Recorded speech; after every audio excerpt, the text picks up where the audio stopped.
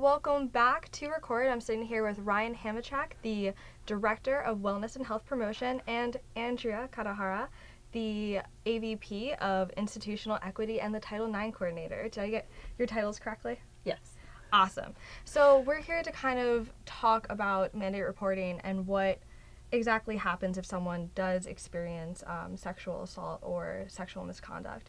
Mm-hmm. So what is mandate reporting for someone who's never heard of it? Yeah. What is that? Yeah.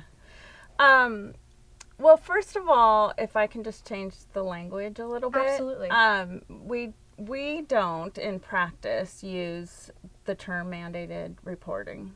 I know prior to my coming to SU, I think that was often the language used, and I know many people still do, but I'm trying to distinguish it from the requirement that all staff and faculty have to report suspected child abuse, which one is mandated by law, and two is in fact a report meant to initiate action by those that it's being reported to. So suspected child abuse is reported to either Child Protective Services or the police. And the point of it is so that they will investigate and look into that and protect the children, with the idea that children can't have their own voice or may not are in a more vulnerable position to speak for themselves. What we have on campus when it comes to students who experience sexual misconduct is not the same. A notification to me that is from a faculty or staff that a student has experienced it is not the equivalent of a report that leads to an investigation and adjudication process. Basically, if a student discloses or a staff or faculty member otherwise learns that a student has experienced sexual misconduct, and by that we mean sexual assault, dating, domestic violence, stalking, sexual harassment, any form of sexual misconduct, the staff or faculty member notifies me. I mean, first of all, we ask the staff or faculty member to provide non-judgmental support, listen to the student, direct them to resources, and then notify me. And there's a few reasons, and I had told you prior that there's a lot of nuances, and sometimes the exact follow-up might depend on whether the incident involves another SU affiliate or not, on campus or not. But the basic things that we're trying to do, one is if in fact the student, in disclosing it to the staff or faculty member, intended to report it to the university for action, that we are indeed following up and acting. So, there's been cases where I'm sure we've all heard of them, where there's been university officials or staff members who were aware of some misconduct going on and no one did anything about it. They didn't report it. And so one of the main goals is trying to make sure we're not missing anything. Yeah. Beyond that, what we're trying to do is make sure the student survivor is aware of all resources, assistance, and reporting options that are available to them so they can make the choice that's right for them. Definitely. So sorry. Go ahead. I know, I'm just going What on. exactly is the process of reporting? So once a incident is communicated to the university, what happens from there? So if a student were to disclose to a staff or faculty member and they call, usually it's but a call, sometimes they'll email me. What I ask first and foremost,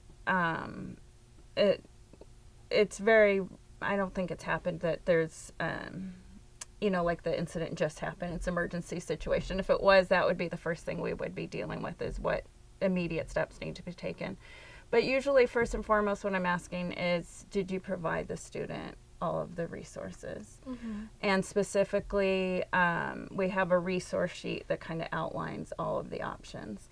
And one of the reasons it's especially helpful for the staff or faculty member to check in with me on that is because, well, one, a lot of staff and faculty don't experience this very often, having someone report to them.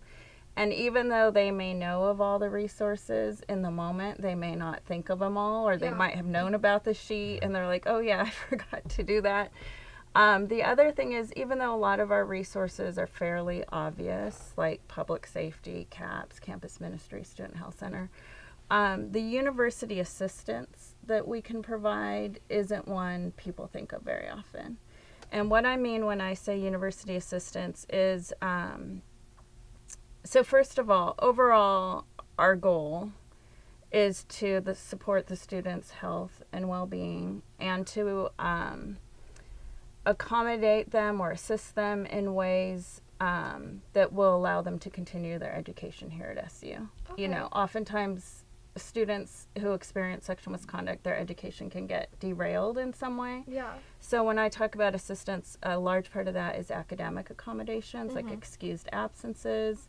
If because of the incident they just need time away, if they have reported it and are going to the police, I can make sure they have excused absences, and I can do it in a streamlined way so that the student doesn't have to go to each of their faculty member and explain what happened. And so it allows them that support without having to tell their story or disclose it to others. So that's one of the main things I highlight when I talk to a staff or faculty member is, did you talk to them about the various kinds of assistance? There's also housing accommodations, no communication orders.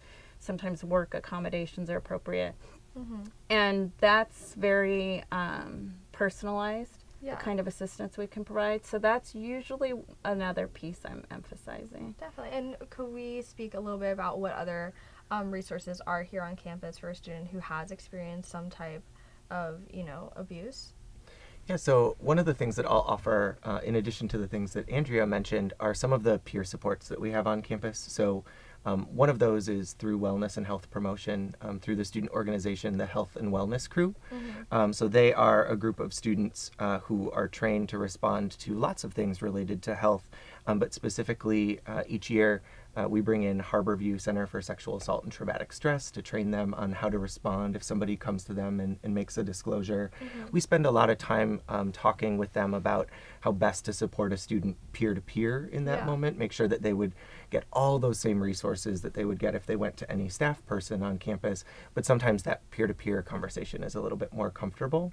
And then also recently there's a student club called the Student Support Network, which is a group of students, many of whom are survivors, and they hold a couple of different meetings, but one of those is really centered on the survivor experience. And so for students, oftentimes disclosing sexual misconduct, that first disclosure comes to a peer. And so part of my work is also just making sure that campus, everyone is aware of the resources, so that regardless of where a student goes, they're being directed ultimately to Andrea as an option, as really that central point person who is up to date on everything that we have and can offer.